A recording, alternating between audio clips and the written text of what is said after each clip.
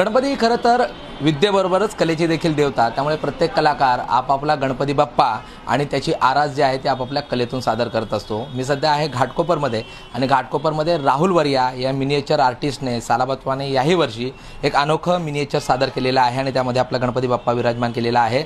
या ठिकाणी आपण बघतोय की हा गणपती बाप्पा जो आहे तो मेट्रोमध्ये विराजमान झालेला आहे। या अगोदर राहुल यांनी लोकल ट्रेनमध्ये गणपती बाप्पा विराजमान केला होता, त्यानंतर डबल डेकर बस जी आहे त्यामध्ये त्यांचा गणपती बाप्पा विराजमान झाला होता आणि यंदाच्या वर्षी त्यांनी चक्क मेट्रोमध्ये जो आहे त्या गणपती बाप्पाला विराजमान केलेला आहे। शाडूची अशी सुंदर मूर्ती ही त्यांनी स्वतः घडवलेली आहे आणि हा संपूर्ण देखावा देखील इको फ्रेंडली करण्याचा प्रयत्न आहे।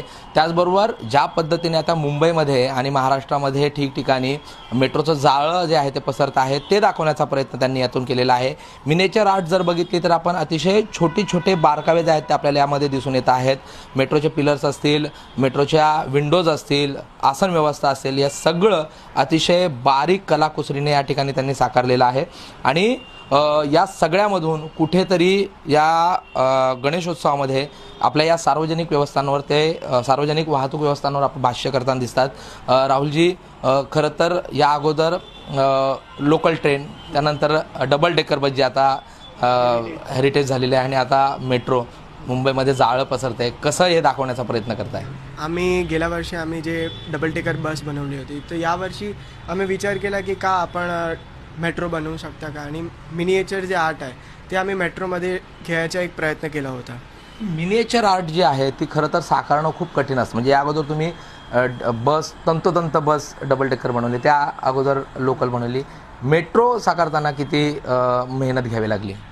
मेट्रो किंवा बस किंवा ट्रेन तिन्हीमध्ये मेहनत एवढीच लागते, पण जे निरीक्षण, जे ऑब्झर्वेशन असते ते आधी 1 महिना आधी करावं लागते की तुम्हाला जे बारीकीचे काम आहे, जे हँडल्स आहे, जे ॲडव्हर्टायझिंग आहे ते तुम्हाला प्रॉपर ऑब्झर्वेशन करून नंतर त्यांचे काम सुरू होते।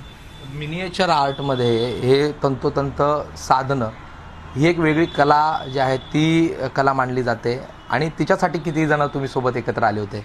आणि या डेकोरेशनसाठी माझा मित्र जे मौलिक राहुल गुप्ता, नीरव व्यास, 3-4 लोकांनी जे डे नाईट काम केला होता, ते पण स्वतः आर्टिस्ट नाही पण ते लोक थोडं काम करून ते माझ्या घरी रात्री येतात, थोडा डेकोरेशनला हेल्प करायला येतात।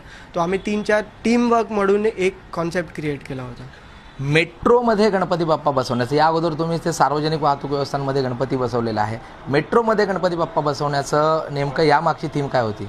आम्ही दरवर्षी लोकांना जे कनेक्टिव्हिटी हवे, जे लोकांना कनेक्ट व्हायला पाहिजे, ते आम्ही ट्रान्सपोर्ट यूज करत आहे। आम्ही कोई टेम्पल किंवा कोई डेकोरेशन नाही बनवत, पण आम्ही जे ट्रान्सपोर्ट व्यवस्था आहे, जे आपली गव्हर्नमेंटची जे ट्रान्सपोर्ट आहे, BST बस आहे, लोकल ट्रेन आहे, तो यावर्षी आम्ही मेट्रोची एक कॉन्सेप्ट केले की मेट्रो पण लोकांना फार डेली ट्रॅव्हलमध्ये मेट्रो तर हवेच पाहिजे की तुम्हाला इथून कुठे जायचे आहे तर तुम्ही मेट्रो यूज करता, तो त्या मेट्रोमध्ये पण बाप्पा आला, हा एक आमचा एक कॉन्सेप्ट होता। मुंबईमध्ये देखील मेट्रोचं जाळं पसरतं आहे, ठिकठिकाणी इतक्या प्रमाणात मेट्रोची कामं चालू आहेत, काही दिवसात ते सगळ्या मेट्रो सुरू होतील।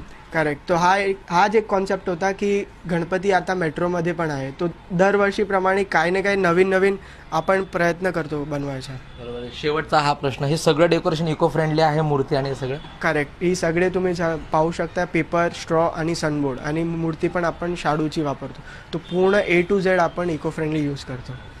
धन्यवाद राहुलजींनी ज्या पद्धतीने माहिती दिलेली आहे। आपण पाहतोय हा गणपती बाप्पा मेट्रोमध्ये विराजमान झालेला आहे। एकूणच राहुल वारिया या कलाकाराने या अगोदर ज्या पद्धतीच्या ट्रान्सपोर्ट व्यवस्था दाखवलेल्या आहेत त्यातील हे तिसरं ट्रान्सपोर्ट म्हणजे मुंबईची ही मेट्रो घाटकोपर रेल्वे स्थानक साकारलेलं आहे त्यांनी, आणि या कलेचं कौतुक जे आहे ते मोठ्या प्रमाणात होताना दिसतं आहे।